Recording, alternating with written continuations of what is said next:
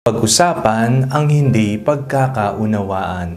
Ako po si Father Fiel Pareha at ito po ang ating segment, ang Daily Devotion, na kung saan tayo po ay magdarasal, magbabasa at magninilay kasama ng salita ng Diyos sa buong taon.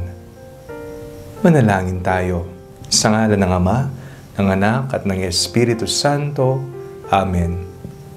Halina, Banal na Espiritu, liwanagan mo ang aming puso at isip nang maunawaan at maisabuhay namin ang iyong salita. Amen.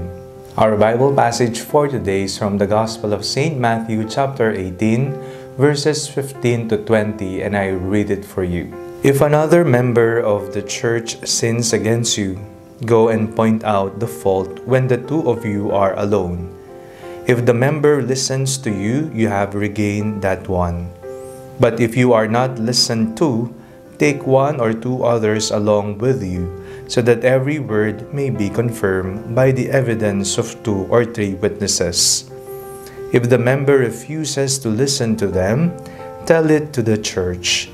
And if the offender refuses to listen even to the church, let such a one be to you as a Gentile and a tax collector. Truly I tell you, whatever you bind on earth will be bound in heaven, and whatever you loose on earth will be loosed in heaven. Again, truly I tell you, if 2 of you agree on earth about anything you ask, it will be done for you by my Father in heaven. For where 2 or 3 are gathered in my name, I am there among them. Kapag may hindi pagkakaunawaan, kapag may gusot sa mga magkakaibigan, kapag may away at tampuhan, ano ang mainam na gawin? Mainam bang magsiraan? Mainam bang magmatigas? Mainam bang magtago o tumakbo o umiwas sa taong iyon? Ano ang kailangan nating gawin?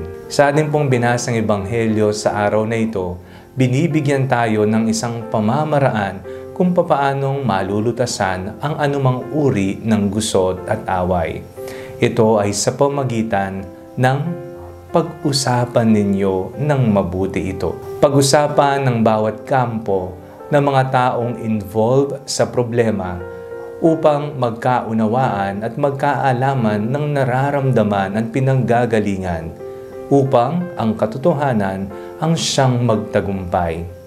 Dahil kung hindi ito pinag-usapan, baka ang istorya ay mabago, mabawasan, o higit sa lahat, madagdagan pa ito ng kung ano-anong chismis o sabi-sabi lamang na wala namang batayan sa tunay na kaganapan. Kaya kung may iringan, may hidwaan, kailangan itong upuan, pag-usapan, nang sa ganon, mabigyan ng solusyon at kalutasan.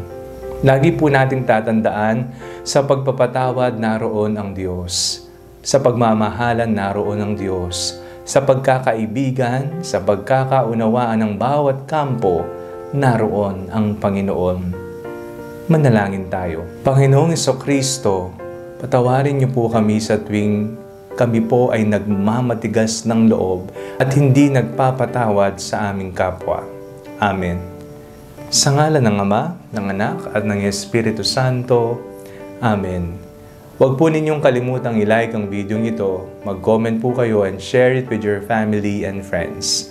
Ang Panalangin Bago Matulog ay may sariling Facebook page na po. Huwag niyo pong kalimutang mag-like o mag-follow dito. And do not forget to subscribe to our YouTube channel. I-click nyo lamang po ang link na nasa description ng video ito o kaya naman po just search Father Fiel Pareha. God bless you po.